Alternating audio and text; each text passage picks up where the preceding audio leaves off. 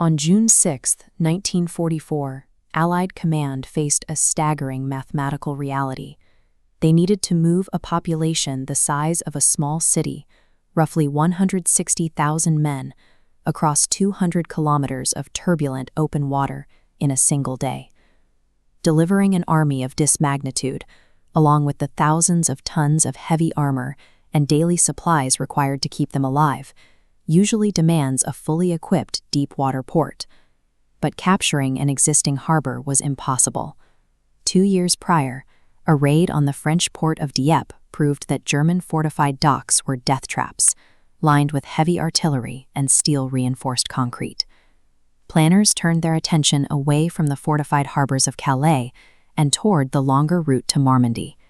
Here, the coast offered wide, flat, and largely undefended stretches of sand. Landing on an empty beach avoided the German guns, but it created a massive logistical gap.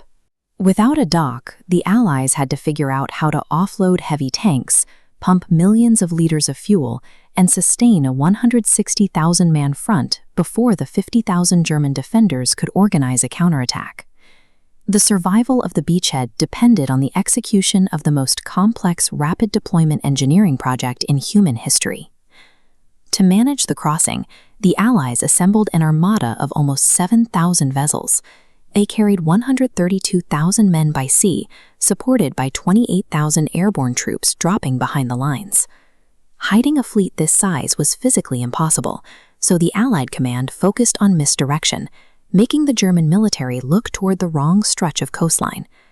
In the fields of Kent, they positioned a ghost army of dummy aircraft and inflatable rubber tanks. This fake equipment was designed to convince German intelligence that the real blow would land at the Pas de Calais, keeping their reserves miles away from the actual landing zone. While the High Command managed the deception, the soldiers endured a grueling micro-reality.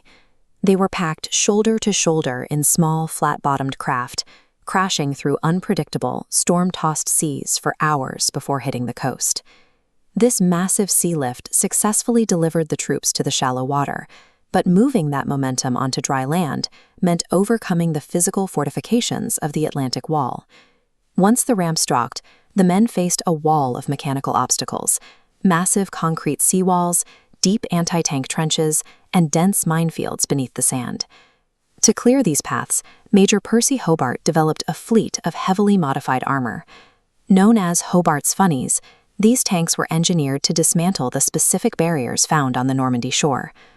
Without a port, the Allies needed 30-ton tanks to reach the shore immediately.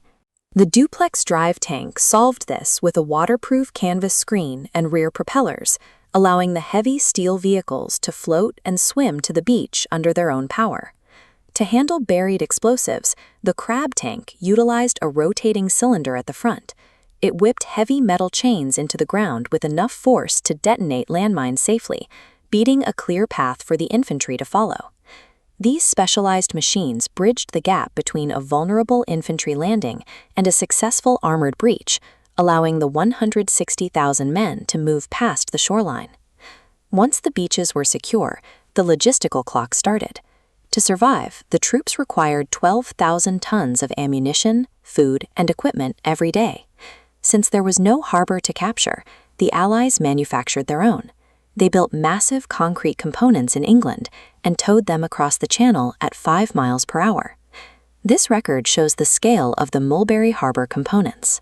This hollow concrete phoenix block dwarfed the tugboat towing it. These blocks were sunk to form artificial breakwaters, while floating causeways stretched across the water, allowing transport ships to offload directly onto the sand. The most critical supply was fuel, which made up 60% of the Army's required weight. Relying on slow coastal